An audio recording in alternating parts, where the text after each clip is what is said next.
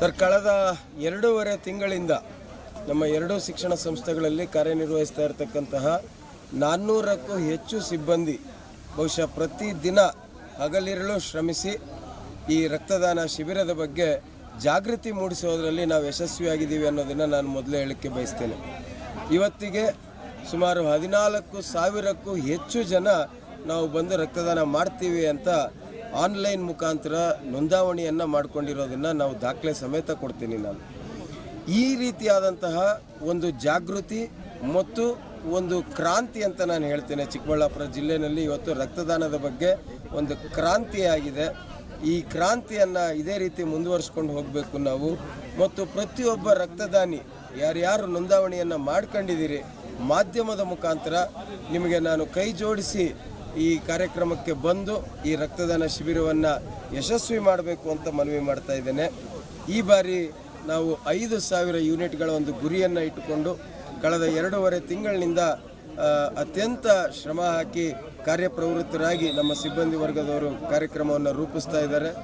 ಇದರ ಜೊತೆಗೆ ಸುಮಾರು 6,000ರಿಂದ 7,000 ಜನ ದಾನಿಗಳನ್ನು ಖುದ್ದಾಗಿ ನಾನು ದೂರವಾಣಿ ಮುಖಾಂತರ ಮಾತನಾಡಿ ಆಹ್ವಾನ ನೀಡಿದ್ದೇನೆ.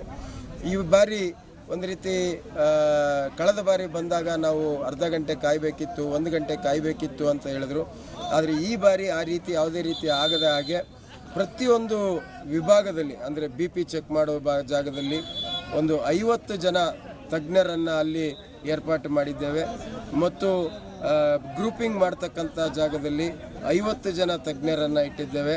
ಹಿಮೋಗ್ಲೋಬಿನ್ ಚೆಕ್ ಮಾಡುವಂಥ ಜಾಗದಲ್ಲಿ 50 ಜನ ತಜ್ಞರನ್ನು ಇಟ್ಟಿದ್ದೇವೆ.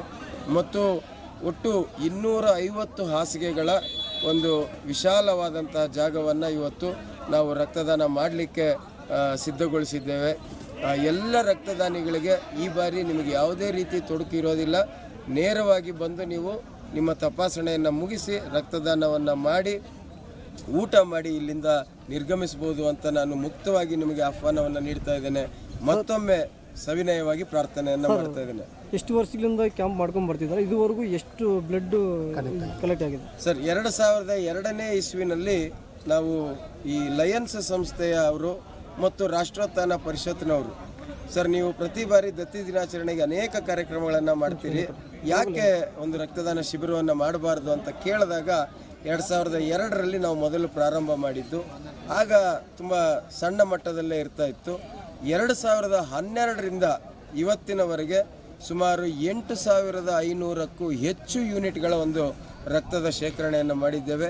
ಪ್ರತಿ ವರ್ಷ ದುಪ್ಪಟ್ಟು ಮಾಡ್ತಾನೆ ಹೋಗಿದ್ದೇವೆ. 2023ರಲ್ಲಿ 1,100 ಯೂನಿಟ್ಗಳಷ್ಟು ಶೇಖರಣೆ ಆಗಿತ್ತು.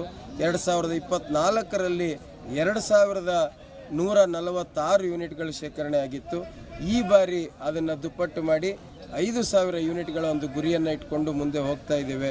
ನನಗೆ ತುಂಬ ವಿಶ್ವಾಸ ಇದೆ, ನಮ್ಮ ಚಿಕ್ಕಬಳ್ಳಾಪುರದ ಜನ ಏನು ಒಳ್ಳೆಯ ಕೆಲಸಕ್ಕೆ ಸಂಪೂರ್ಣ ಸಹಕಾರ ಕೊಡ್ತಾರೆ.